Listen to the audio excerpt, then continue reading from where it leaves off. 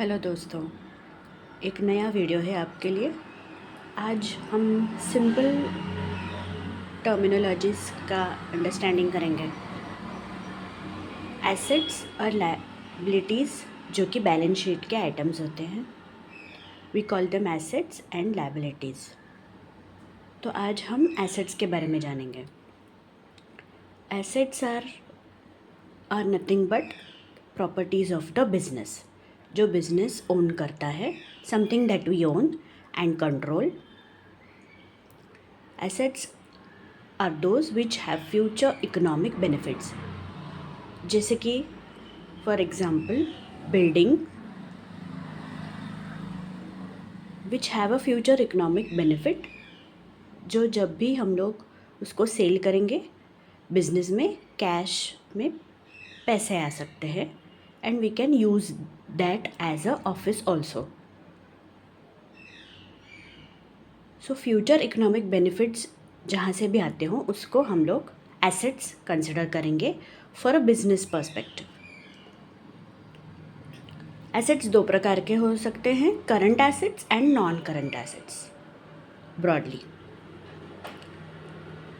पहला current assets देखते हैं। Current assets are those which are usually have benefits up to 12 months।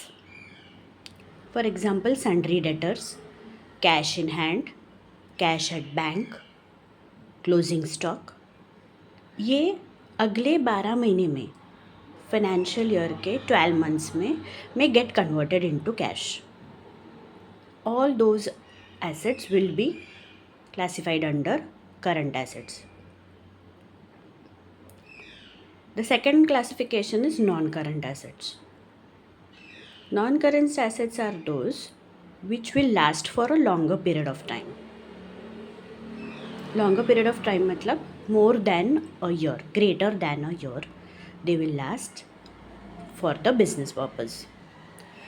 इसके examples हम लोग ले सकते हैं। For example furniture which we have built up in our office, any building or premises which we own, any long term investments which we have invested money in some mutual funds or shares, or investments done in other businesses which are long term, which are greater than a 1 year period of time. All those will come under non-current assets. Examples लेके ही assets will be defined. You will understand more about it.